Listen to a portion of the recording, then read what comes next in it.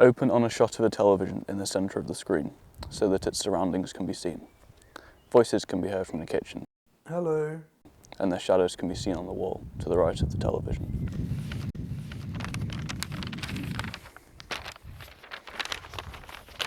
Okay, that's first bit done. Can you hear me? Okay. How was your day? It was really tiring. Oh, how come? Doyle was being a dick, as usual. He's just, like, constantly talking over me. I couldn't get a word in unless someone else interrupted it. Which one's he again? You'll have met him. At Toby's, I think. Tall guy. I liked him. Of course you like him. I bet he was nice to you. What's that supposed to mean? I really don't get why you still work there. Just put something on. Decent weather today. Nice enough to go out, maybe.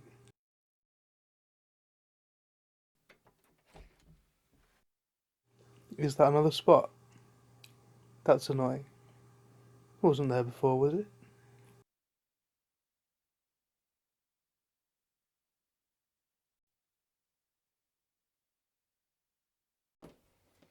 Nice day, isn't it? Line. It's okay. Could be better.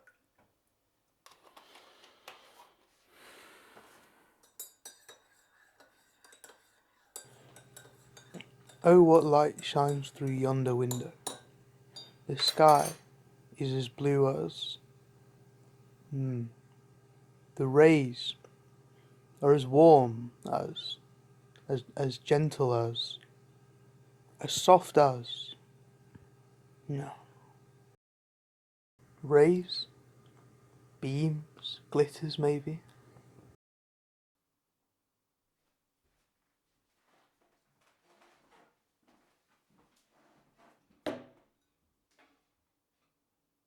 Ready? Mm-hmm. Thanks for coming, guys. I really appreciate your help. Now, I'm quite excited about this. I think it could be my best idea yet. Before we get going, can I offer you guys anything? No, Tea, coffee? I'm alright, thanks. I'll have a tea, please. Sure. Milk, sugar? Just a dash of milk and 1 sugar, please. Okay. We don't have any sugar cubes, so do you want me to put a teaspoon in? Maybe half a teaspoon. A big half or a small half? Well, what's the difference? One's bigger. Big one then. Sure. Is Earl Grey okay? What? Well, we got vanilla, peppermint, green tea. Do you have PG That's right. tips? Yeah, we do. Can I have a green tea? Honestly, I won't recommend it, mate. Oh. Vanilla then? Yeah, sure. Cool. And then we'll cut that then, won't we? Now? Yeah, then we'll cut that. Yeah, that was Awesome. Yeah. Rolling. Yeah. So, how's life? You and Stacey still together? Nah, not anymore. Ouch. How come? It just wasn't really working out, I guess.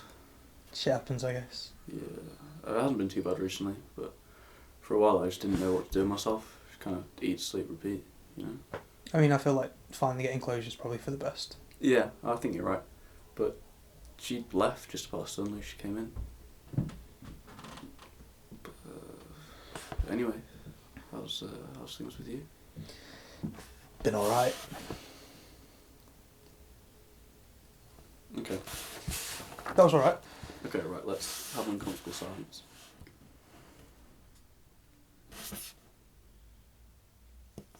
Are you still working on another thing with him? Yeah, he says it's almost finished, but hopefully it will get actually finished soon. Oh, how was it? Honestly, it was fucking torture. Almost made me want to jump off a bridge at the end of it. This can't be much worse. We'll see. Either way, we're going to have to make changes that he's not happy with. So. No, just say like hi. Just talk a bit. Hello, my name's Yash. Have I been acting long? A little while, yeah. Nothing paid, obviously. Otherwise, I definitely wouldn't be here. Well, I started in school and did some theatre. Yes, did do a little bit of the bard. Say I'm a bona fide thespian, you know, to be or not to be and all that. Is this a dagger which I see before me? The handle toward my hand. Come, let me clutch thee. I have thee not, and yet I see thee still. Art thou not, fatal vision, sensible, to feeling as to sight? Or art thou but a dagger of the mind, a false creation, proceeding from the heat-oppressed brain? I see thee yet, in form as palpable as this which now I draw. So this was the first performance I'd really put my heart and soul into. I just watched the Ian McKellen version, and I was just blown away by the sheer passion and the unbridled determination. I think what's really interesting is that there's two daggers. There's the false creation, if you like, and then there's the palpable one. He imagines a dagger, and boom, there's one in his pocket. Maybe it's the inevitability of fate. Amor fati, that's the term. Or maybe he's testing the real and the imagined against each other. Kind of like acting.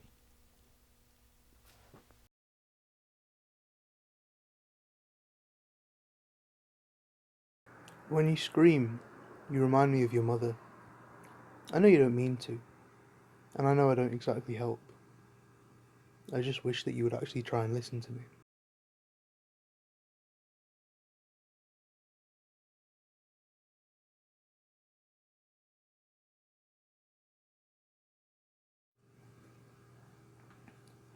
It's strange how you can be so close to someone's heart, every second of every night, and still feel so very lonely.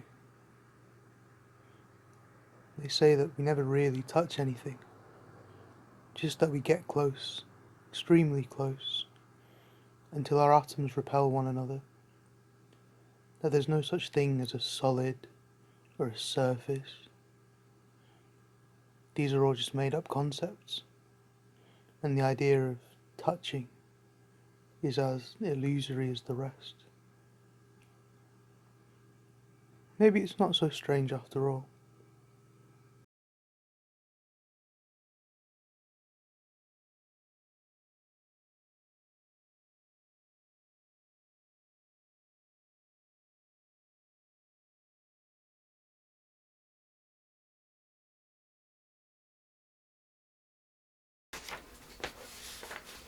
We are rolling.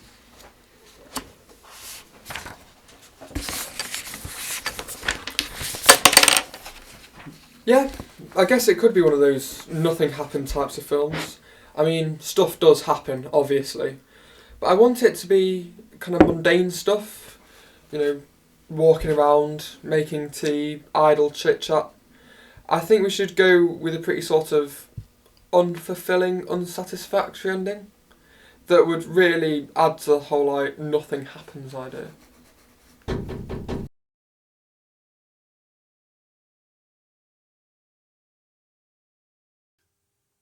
I didn't think you'd fall in love with me.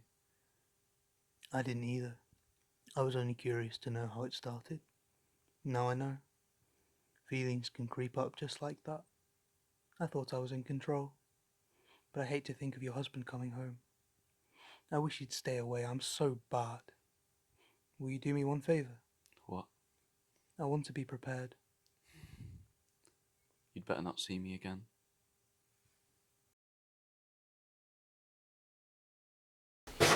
Okay, we are rolling. Okay, I read through it. And I do get what you're saying about the unsatisfactory ending, but you've not really got an ending at all. A lot of loose threads.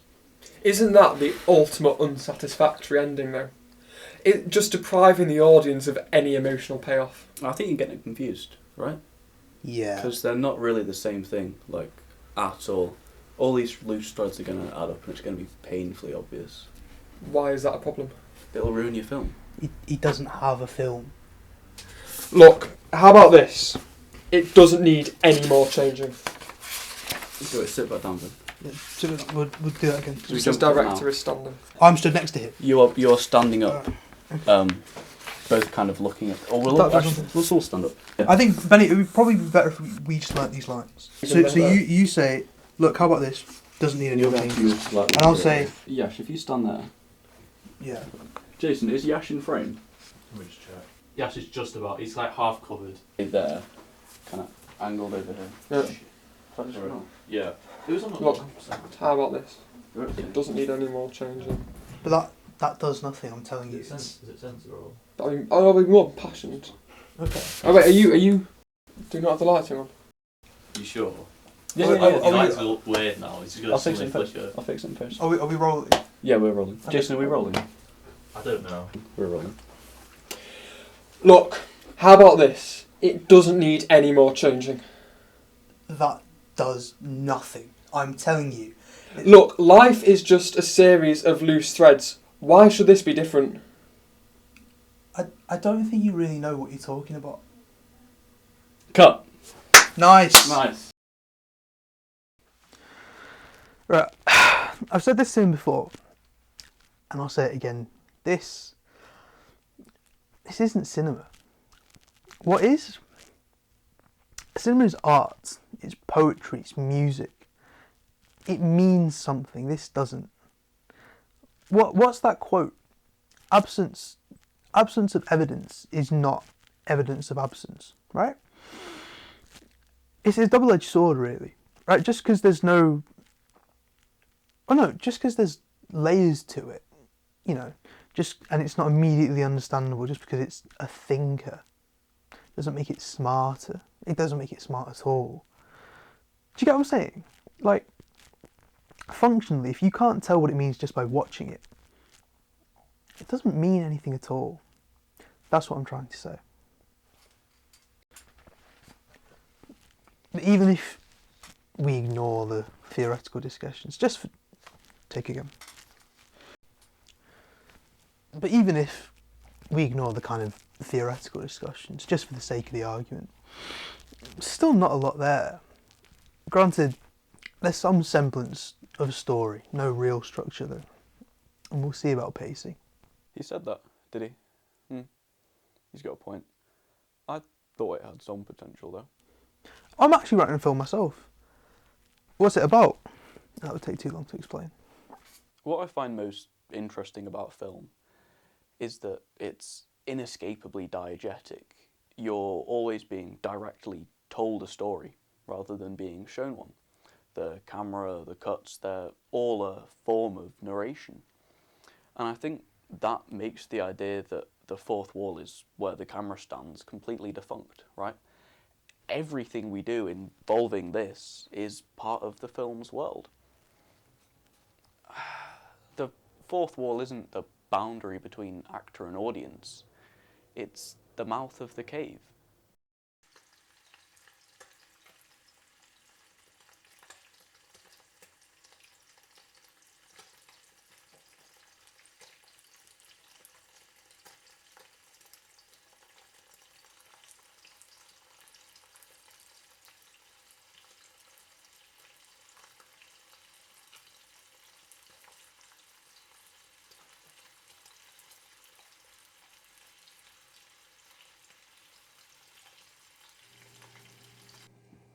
In moments like this, everything just grinds to a skidding, screeching halt, and then it drags. God, it drags.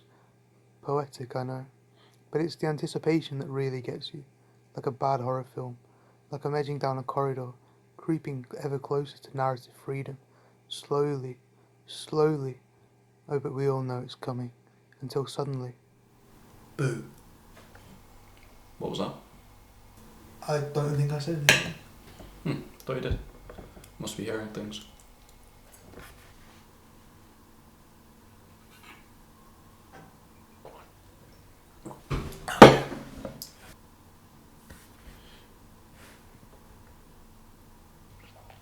So, managed to get anything done today? No, not today. I'm still hopelessly stuck. Oh, on anything in particular? If I knew what it was, I'd be a lot less stuck.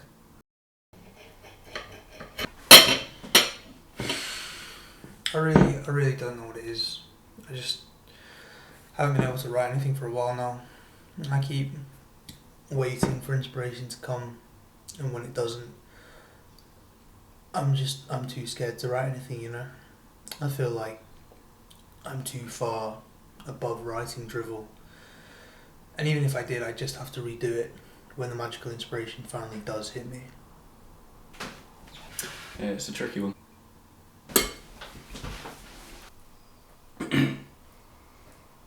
You got any plans for today?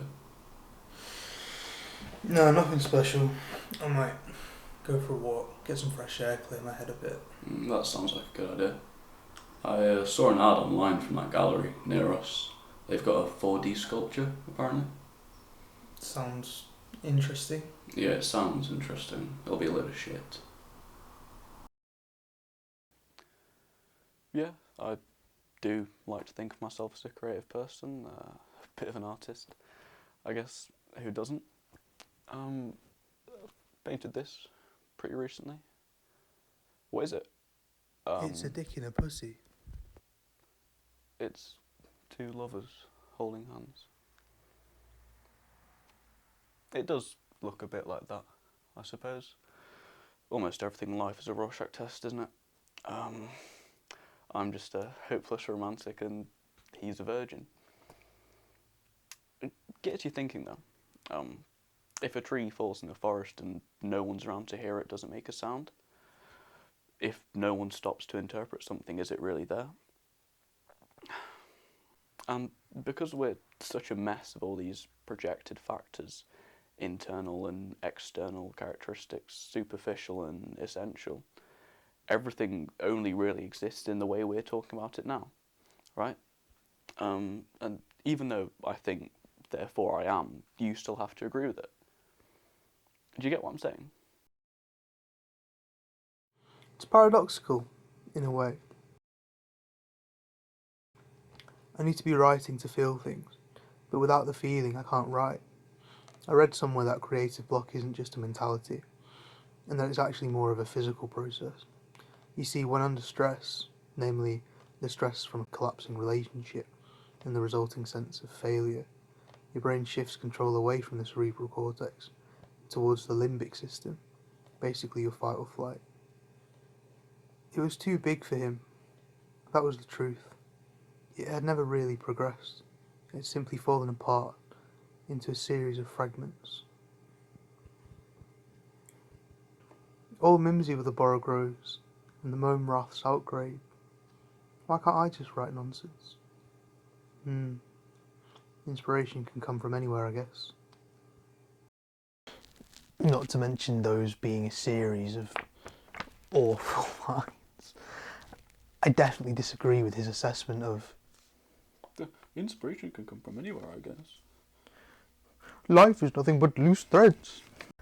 A clearly discernible semiotic narrative, illustrated by attempts to ground the duplicities of meaning. Is that too much to ask?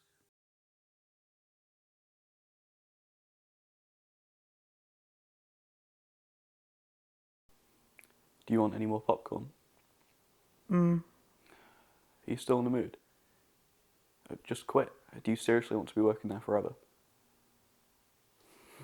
I'll be back in a sec. Have you guys ever read any Baths? No? No. You really should. Like, it's a pretty big influence on what we're doing here. Something can exist entirely within the shackles of reality, but also free of them. Born and contained entirely within the film, an extension of you, and so everything is internally written here and now. When these tribes in the Amazon, right? And they didn't have words for time or year, so they perceive time and its passing in a completely different way that we just simply can't. It's a bit like the chicken and an egg though, isn't it? Speaking of characters, did you read the character sheets? Did he base this on me? He did, didn't he? Okay, good. I want you to remember to really immerse yourselves in these, right? To become these thoughts, feelings and aspirations to the point where you're no longer acting. Got it? it's a very romantic thing, the possibility of being someone else, even for a brief moment. I don't think we ever really stop acting, or maybe we never even started, and it's just the default state of being. I think it's a defining trait of the postmodern man and his relationship with the absurd. Maybe he himself is just an act. He goes beyond just admiring the play or its poetry, and instead chooses to submerge himself within the lives he sees on stage. He lives within the realm of the fleeting.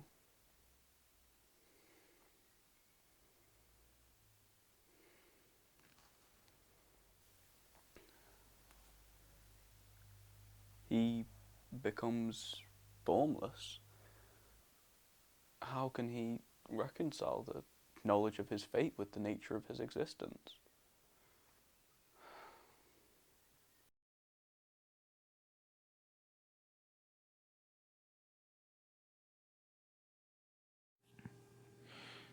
I can't help but feel I've seen this somewhere. I can't help but feel that I've seen it somewhere. Can't help but know I've seen it somewhere. Can't help but know that I've seen it somewhere. I remember now.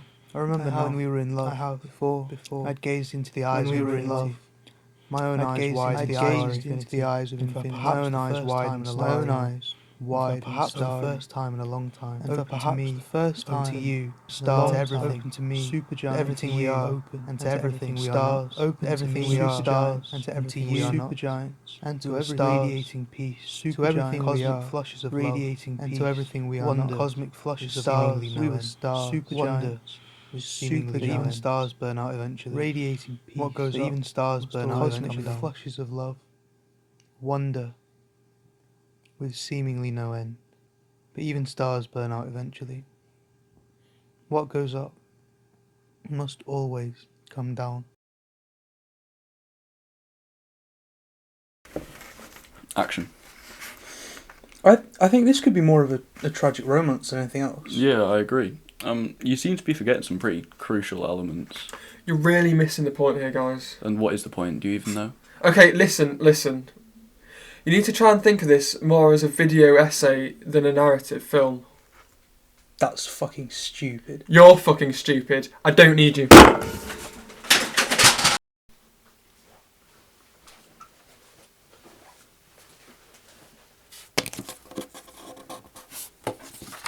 We can keep this bit.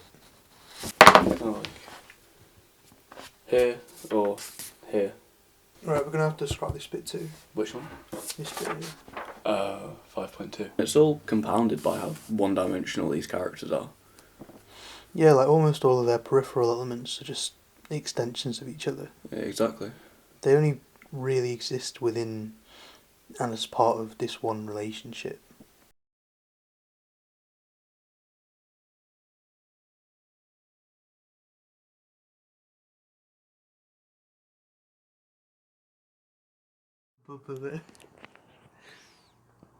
I had to come.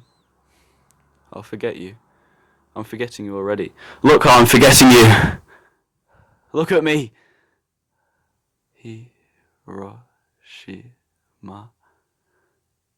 Hiroshima. That's your name. Yes, that's my name. And your name is Nevers. Nevers in France. Bum, bum, bum, ba-dum. Ba-da-da-da-da-da-da-dum. Have I ever been in love?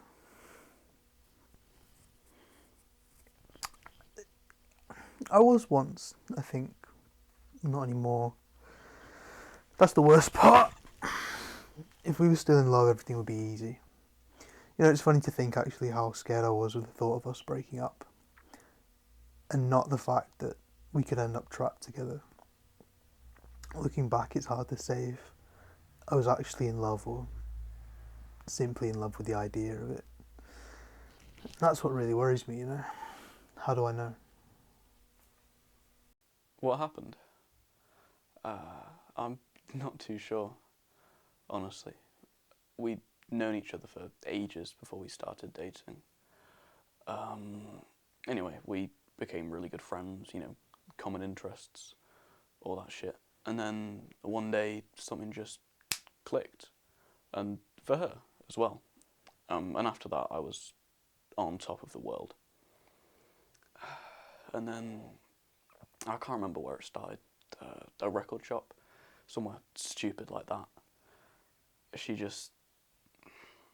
It was like whoever had flipped the switch in the first place had just flipped it again, you know?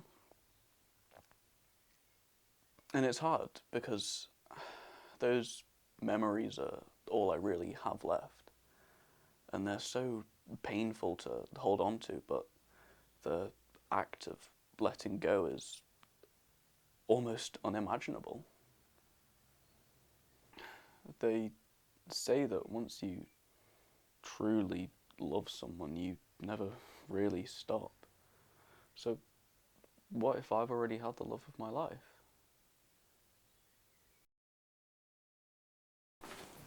Okay, should I just stop? Mm-hmm. Looking right. Yeah. What does it look like to you? It's hard to describe. What do you think? Same here. Are we still doing his ending? No fucking way I'm doing that. I keep replaying the breakup with Sarah over and over again. It's agony, and now I'm terrified to get into anything else. I can't help but feel like I'm just not cut out for this, and that it's always going to end the same way. Sometimes 2 plus 2 making 5 can be a very charming idea. The inner workings of the cosmos is a wonderful thing. That maybe true beauty is only in the unknowable. Doesn't that scare you? Sometimes it makes me feel so small. So small I could just vanish. I wish I could shut my eyes and everything would just drop dead.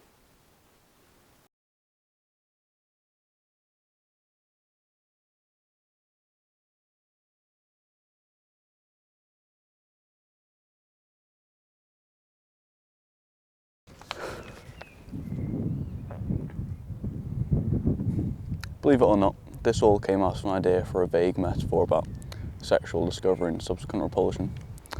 Anyway, that hardly matters now. I don't think this can exist beyond just pixels on a screen, and in talking about it now, we're no different to the prisoners, calling out names for our respective shadows, or people living in a map kept alive only through artificial resurrection. False must precede real, imagined must precede truth. Layers upon layers of imitation upon imitation. But, in the way that you are currently watching it, the film is over now.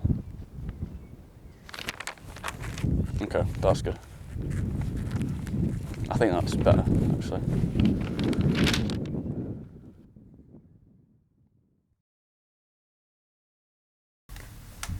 What was it? Ooh. It's a tough one. Hi, I'm Matthew. I'm Yash, and we're the stars of Mise Unseen. We've known each other for 3 years now. I think it's a symbol for the author's true intentions, you know, that explains all those references to baths, right? And they're both, by their very nature, unimaginable, completely unknowable. Yeah, I think that makes sense. To take that a bit further, actually, could be the eternal language that the director talks about. Mm. You know, like, written here and now, created by you looking at it, like an empty room. Well, I think... Try and say it with your chest a bit more, though. I mean, Wittgenstein, he called it the dawning of an aspect.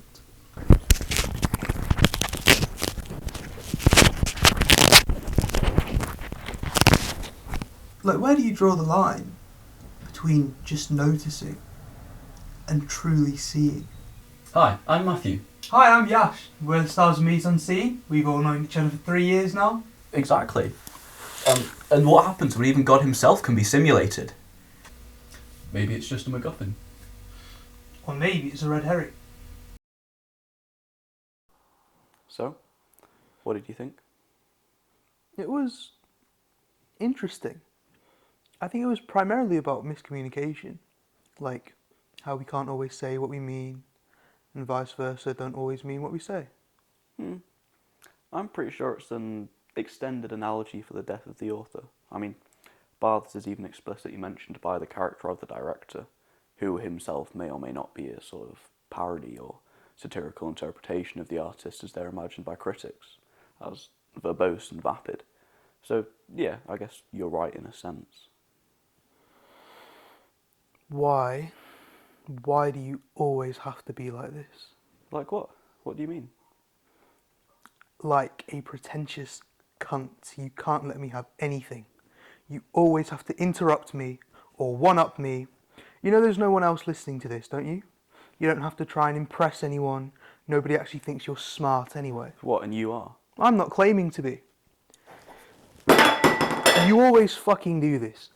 I hate it. Hey everyone, it's Mr. Fucking Know-It-All. See? Nobody gives a fuck. Why do you have to be like this? When will it fucking end?